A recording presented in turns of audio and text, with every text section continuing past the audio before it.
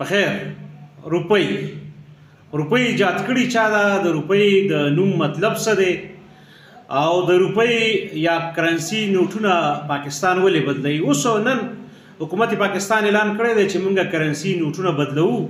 ښکاره خبره ده د دې مقصد کاله دون یا هغه پټې پیسې چې خلکو سره په جیبونو کې دي په کورونو کې دي هغه راویستل دي. ځکه خلک که دا واوري چې نوټونه بدلیږي نو هغه به بینک ته راوړي او بدلوي به او دغسې به دغه روپۍ راښکاره شي حکومت ته به ورباندې ټیکس لګول یا حساب کتاب آسان شي. خو روپۍ په 8 ملکونو کې د کرنسۍ نوم دی، په پاکستان کې، په هند کې، په سریلانکا کې، په نیپال کې، دغسې په 8 ملکونو کې دا ایجاد کړي چا دا یا کرنسۍ له دې کرنسۍ له دا نوم چا ورکړی دی. پاکستانی کرنسۍ له نه چې موږ ورته روپۍ وایو یا هندوستانۍ کرنسۍ له دا 1542 کې پښتون باچا شیرشاه چې کله همایون قبضه که همایون یې فتح که حکومت یې واغسته په 15 کاله کې ډېر اصلاحات کړي وو. په هغه ډېرو اصلاحاتو کې یو خبره دا هم وه چې کرنسي رایج کړې وه.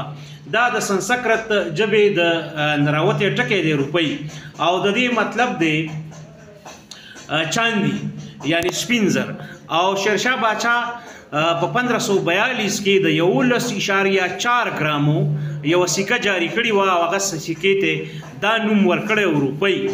نو د دې تقریبا 4.5 کاله وشو یا 460 کاله موږ ویلی شو چې د پاکستانۍ کرنسۍ نه خو د هندوستانۍ روپۍ وشو. د دې شاته دومره لوی تاریخ دی او شیرشاه باچا په 15 کاله کې ډېر زیات اصلاحات کړي او ډېر لوی کارونه کړي او هغه نه صرف دغه روپۍ کرنسي موږ ته په ورثه او ترکه کې پاتې ده بلکې دا جی ټي روډ چې کوم 2200 یا 2400 کیلومیټر د کابل نه د چټکانګ بنګلادیش پورې دغسې نهري اصلاحات کول او نور بلا ډېر او د اصلاحاتو باره کې یو غټه خبره دا هم ده چې دا بیا که مغولو واپس د ده نه حکومت واغسته نو هغوی جاري وساتل او نه صرف هغوی د دوی اصلاحات او د دوی اقدامات جاري وساتل بلکې د انګریزانو په دور کې هم دغه اصلاحات چې دي یا دغه اصلاحات او اصطلاحات او اقدامات ټول هر څه د لږ ډېر ترمیم سره دیو جاري وساتل.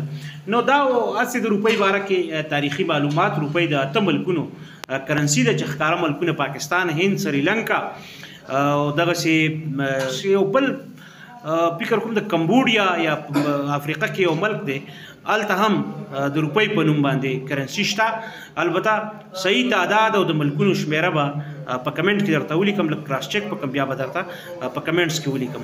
پاکستان روپۍ بدلوي دا ځکه بدلوي چې خلک کاله دون یا پټې پیسې راوباسي او مارکیټ کې سرکولیټ شي یا بینک ته په ریکارډ باندې راشي.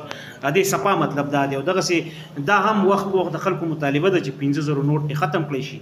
چې کله د خاتمې اعلان وشي میاشت ونیمه ټیم ورکړي نو خلک په دغه نوټونه دغه کرنسي خامخا د بدلولو لپاره بینکونو ته راوړي او دغسې به د حکومت په ریډار کې راځي. نو دا د دې شاته لاجیک دی او دغه مختصر غوندې تاریخ.